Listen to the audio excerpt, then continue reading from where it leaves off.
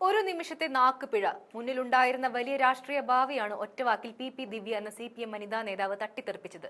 PK Shrimati, KK Shailaja എന്നിവർക്ക് പിൻഗാമിയായി കണ്ണൂരിൽ നിന്നും സംസ്ഥാന രാഷ്ട്രീയത്തിൽ ശ്രദ്ധേയമാകുമെന്ന് സഖാക്കൾ കരുതിയ പി ദിവ്യയ്ക്ക് ഇനി രാഷ്ട്രീയത്തിലേക്ക് ഒരു മടക്കമില്ല.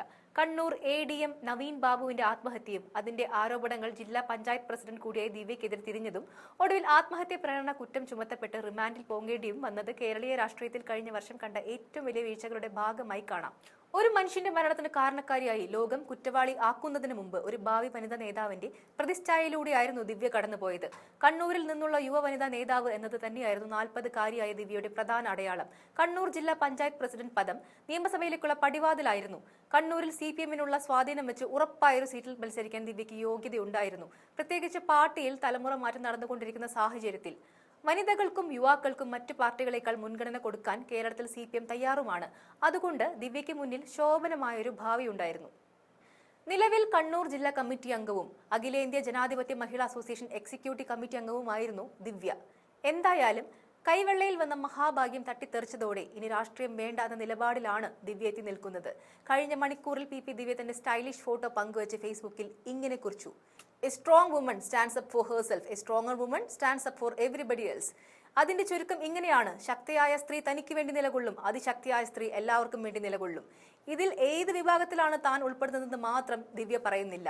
വിവാദ ചുഴിയിൽപ്പെട്ടതിന് പിന്നാലെ CPMൽ നിന്ന് കാര്യമായ പിന്തുണ ദിവ്യയ്ക്ക് കിട്ടിയോ എന്ന് ചോദിച്ചാൽ ഇല്ല എന്നാണ് ഉത്തരം.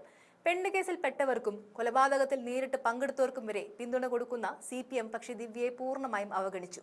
SFIയിലൂടെയാണ് പുതിയ പുരയിൽ ദിവ്യ എന്ന പി ദിവ്യ കേരളീയ രാഷ്ട്രീയത്തിൽ തന്റെ പേര് പതിപ്പിച്ചത്. സംഘടനയുടെ തീപ്പൊരി നേതാവായിരുന്നു. കണ്ണൂർ രാഷ്ട്രീയത്തിന്റെ വീറും അതിരുകടന്ന ആവേശവും ദിവ്യയിലുണ്ടായിരുന്നു. നാടക കലാകാരൻ കൂടിയായ അച്ഛന്റെയും സ്വന്തം ഗ്രാമത്തിന്റെയും സ്വാധീനമാണ് രാഷ്ട്രീയത്തിലേക്ക് ദിവ്യ ആകർഷിച്ചത്. കണ്ണൂർ കൃഷ്ണമേനോൻ മെമ്മോറിയൽ ഗവൺമെന്റ് കോളേജിൽ പ്രീ ഡിഗ്രി വിദ്യാർത്ഥിയായി എത്തിയതോടെയാണ് SFIയുടെ ഭാഗമാകുന്നത്. മലയാളത്തിൽ ബിരുദം നേടിയ ദിവ്യ SFI കേന്ദ്ര കമ്മിറ്റി അംഗവും DYFI സംസ്ഥാന പ്രസിഡന്റുമായി. 25-ാമത്തെ വയസ്സിൽ കണ്ണൂർ ജില്ലാ പഞ്ചായത്തിൽ എത്തി. 2010-ൽ നടന്ന തദ്ദേശ സ്വയംഭരണ തെരഞ്ഞെടുപ്പിൽ ചെറുകുന്ന് ഡിവിഷനിൽ നിന്നായിരുന്നു വിജയം. അടുത്ത തവണ ഡിവിഷൻ മാറിയെങ്കിലും വിജയം ഒപ്പം നിന്നു. കടന്നപ്പള്ളി ഡിവിഷനിൽ നിന്നായിരുന്നു 2015-ലെ വിജയം. അത്തവണ പാർട്ടി ദിവ്യയ്ക്ക് വൈസ് പ്രസിഡന്റ് സ്ഥാനവും നൽകി. കാരായി രാജൻ ആയിരുന്നു പ്രസിഡന്റ്.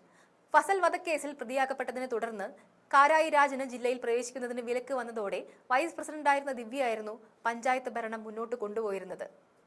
2 തവണ വിജയിച്ചവരെ മാറ്റി നിർത്തുകയാണ് പാർട്ടിയുടെ രീതിയെങ്കിലും ദിവ്യയുടെ കാര്യത്തിൽ തീരുമാനം മാറി. 3-ാം ഊഴത്തിനും ദിവ്യയ്ക്ക് CPM അവസരമൊരുക്കി. 2020-ൽ കല്യാശ്ശേരി ഡിവിഷനിലായിരുന്നു ജനവിധി നേടിയത്. വിജയിച്ചു വന്ന ദിവ്യയെ കാത്തിരുന്നത് ജില്ലാ പഞ്ചായത്ത് പ്രസിഡന്റ് സ്ഥാനമായിരുന്നു. എന്നാൽ അത് മുഴുവനായും അനുഭവിക്കാനുള്ള യോഗ്യം ദിവ്യയ്ക്കുണ്ടായില്ല എന്ന് പറയേണ്ടി വരും.